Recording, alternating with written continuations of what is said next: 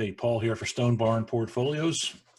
And it's, let's see, February 28th. It's the last trading day of the month of February for the year 2020. And unless you're hiding under a rock, you know that the market's been in free fall for about 6 days. A very unusual period of time. Most of it seems to be caused by the fear of a pandemic called the coronavirus, or COVID-19, as the CDC is referring to it. Well, we want to take a little time, and my partner Don and I are going to try to give you some perspective on this move in the market. Hope you haven't done the wrong thing and panicked and sold out and made the mistake of not following discipline of investing. That's a very important thing. You know what perspective is? That's when that's the thing that makes you think your wife is nagging you when really she thinks that she's trying to make you a better person. You know what I mean? Yeah, I can say that. Doesn't seem to be much of a perspective around these days. Washington certainly has forgotten what the word means, and everything is out of perspective down there. So we're going to try to bring a little of it into your life today and take a look at our portfolios, where they measure up, how they compare with the market. And if you're a subscriber or a Stone Barn investor, then we applaud you. We hope you take this to heart, what we're about to look at, and hope we can give you a little bit of perspective on what's going on. So right after this.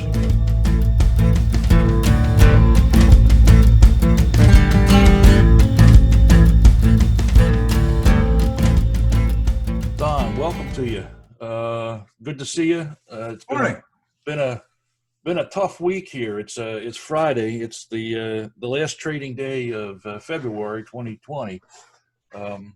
We're in a free fall market situation, and been getting some emails, been getting some calls, and thought maybe you and I ought to spend some time addressing this and our perspective on it. But I think anybody watching this video, you know what the first thing they're going to ask is? You know what it is? It's going to be, who the heck does that knee belong to in your video? Now, I've had a few calls, and you know what? I think I don't feel very comfortable losing money either, and I got a lot more at stake than most. And we kind of cheerlead a little bit sometimes when things are going good and say you want to join us.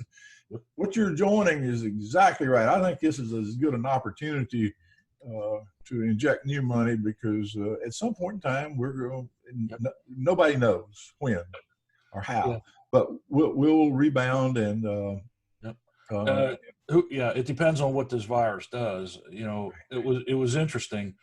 I'm going to toot my own horn a little bit here. I've told you about this privately, I think, but about 6 weeks ago, when the virus started breaking, we got the first news on it in China.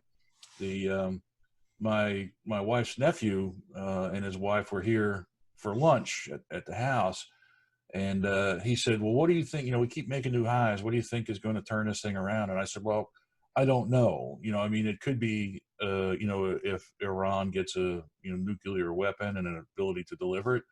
But more importantly, I think on the horizon, if this coronavirus keeps spreading the way it is, we're going to see markets go into a sharp correction because what it's going to do to global trade." And that was not known at that time. I think there were 2,000 cases in China, and that was it. Yeah. And so sure enough, it's come to pass. We're seeing the effects of it. It's certainly an emotional reaction. I'm going to bring up, some screenshots and ask you to react to these things. And let's try to put some perspective on this, because you and I, as you say, you got your money tied up in our philosophical approach to investing. I do too. All my money is tied up in this. This is, put my the way that they used to say it in the coding rooms is, we eat our own dog food. And I'm gonna bring up my screen Sure. and let you see this thing. Is that big enough? I don't know if I can make that bigger or not. I don't think I can. I would help myself if I put my glasses on, but Oh, here we go. real, yeah. Okay. Hang on. Yeah, there you go. There you go. Perfect. How's that? Yeah, and just to describe, the dark blue is our trading model. The little light blue line is our actual accounts, and Yep. the red line is S&P 500. That's right. Exactly. At the very center of the chart, you can see that the red line had some pretty sharp corrective actions, and those are usually in the 3% range, as I recall. That's right. We kind of didn't go down there. So then the market has a pretty nice run starting in September, I think. Yeah, September, October started running up. Yep. And then we had just almost a parabolic rise to all-time new highs, and probably less than a week ago, everybody decided it was got a little scared because of the virus, and so. But the bottom line, as we speak today, our model is down about the blue line. If you look at it, I don't know if you can move, if I can move the cursor or not. Right in there. Yeah. Right here is down about. I can't tell exactly. We got the stats on the next sheet. I'll deal with that when we get there. But it's clearly doing what we wanted it to do. We're down less. And that's what we built our model to do. And I think that's a good picture for basically an up market conditions, and then having really sharp down days. It comes with the turf. And I tell you or anybody else, if you can't handle that, then you might be in a portfolio that's not prudent for you and your ability to sleep at night and watch TV. Yeah. I think we've got a couple of things you got on another chart that you. I do. I'll bring that up in a second. I'm going to kind of tag along on what you're saying here about that parabolic rise. Those things are very indicative of a market top. Yeah. The problem is you just never know where that top is. I mean, the whole time we're going up here, you and I have been saying to each other, this can't go on forever, and how's it going to resolve? And it's like standing on the edge of a precipice, and you want to back away, but the more time you stand there, the more money you make. And when if and when you do get pushed over the edge, you want to be as high as you possibly can before you start falling, and that's kind of what we do. However, what we want to do is we want to kind of have a parachute, so that when we fall, we don't fall as fast. And we fall in a way that's survivable. And, this S&P, as you can see, that tumble, first of all, it really wasn't keeping up towards the end, with, some of our concentrated stock picks. But, when it fell off, it has fallen hard, and we've fallen significantly less fast. That means when we turn around and come back, when the market starts moving back, we're in a much better position to recover. I'm going to switch to the next screen here so that we can see this, and I'm going to see if I can blow this up again so everybody can get a good look at it. This is a report that you and I get every morning. We take a look at what's going on over the last day, week, quarter, year, in the last 12 months, or year for the year to date. We look at where we are in terms of our drawdown, our current drawdown. A new feature that we've taken a look at is recovery percent. How much do you have to recover before you're back to even? What percentage return?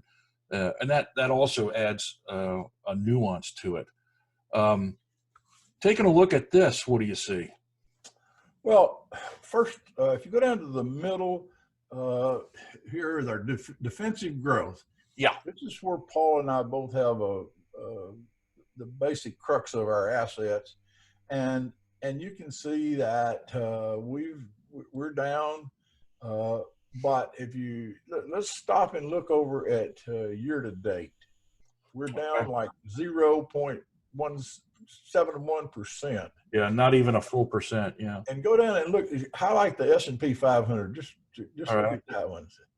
And if you can see that's down 7% or so. Almost 8%. Yeah. 8%. And as bad as my math is, and bad as the people in Georgia are, it's better to be down or flat the market over the course of the year, which is only a couple of months old, than down 7 or 8%. Yeah. And while it's pretty uncomfortable, we're giving away money, or giving back money that we had an opportunity to secure. And we're just, our models are not built to jerk money around, and every little thing that we hear on TV or the politicians get a chance to bang away at. We're about pretty much math driven models that will, and it won't matter if it's the virus or if it's almost any other thing that can cause the market to go up or down rapidly. That's right. About preserving profits, in down markets, and we'll participate probably 70 or 80% of the time going up.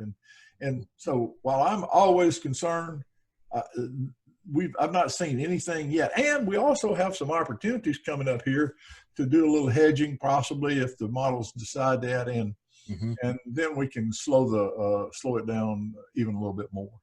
That's right. And, there's a couple of things that stick out to me. I look at the same numbers that you do, because like you, this is where my money is. I've got test accounts in some of these ETF models.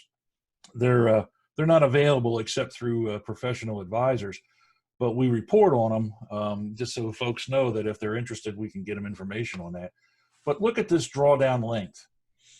With one exception, I guess three exceptions here. The one is in our low volatility index, the drawdown length is 7. 7 days, 7 market days. The S&P, the NDX, they were all six days ago, they were all making new highs. And you've got the NDX is down over 13%. That's in 6 days. That's remarkable. The S&P is down over 12% in 6 days. That is after making new highs. Now, you compare that with, let's go back to a really severe correction in 2008. Before the market tanked, it had already started falling off. It was falling off slightly. It was weakening. It was degrading. And you would have seen by the time you got to a 12% drawdown that you were probably 30 or 40 days into that drawdown period before it fell off the cliff. Here, 6 days. There really isn't anything that I know of other than a day trading system where you wake up one morning and you go, you know what, I'm just going fishing. And you come in every morning for 6 days, you look at the market and you go, nope, no opportunities here today. And you can avoid it. However, the opportunities for growth aren't there in those kinds of strategies that, at least not that I've seen anybody do over a long period of time. You mentioned that, look, our model here is down 8.5%. The S&P is down 12. So we're down 2/3 of that during the same period of time, but we're doing it starting from a much higher point year to date. Year to date, the S&P is down 8%. We're down less than 1. That's because we started from a higher point. That's kind of the whole, that in an essence is the I should say in a snapshot is the essence of kind of our low volatility approach to things. We can make money and make it better during up markets and by avoiding losses, so that when the bad times come, we're not in as bad a position. Yeah, we gave money back. I'm with you. Nobody likes losing money. But I put this in perspective. Year to date, I'm down less than 1%. The market's down 8. In the last 6 days, the market's down 12. I'm down 8.5. I am really happy with that. Now, let's start talking about absolutes. If a number like that is too much, if you cannot live with that, you're in the wrong strategy. you've got to be able to live with what the possibilities are, what the worst possibility is. If that's too much, think about using the managed volatility portfolio. Here, it is actually flat. It's up 4 basis points year to date. It's only down 5%. That's less than half of what the market's down. It's almost a third of what the NASDAQ is down. It only needs 5% to recover rather than 9% to recover, or rather than 14 to recover for the S&P. This is a possibility. For us, when we look year to, over, we're looking at a year, 12 months, our compounded annual growth rate in our testing is between 14 and 15% for this defensive growth model. Well, here we are at 14%. In the last 12 months, this is about where we want to be. We may go lower. I know it. We may go lower, but there are periods where we'll greatly exceed it. I am on target here. Our drawdown target is less than 10%. I'm on target. I wish that we were back where we were 6 days ago, but where we are now, exactly within the line of where we would expect to be within our worst and target performance and drawdown, and that's in, I think, I might be wrong. I think it's the worst 6 days in history, but it might be the worst at least the worst 6 days since 2008. Yeah. Well, Paul, I think it's important to understand that the markets have kind of spoiled us a little bit.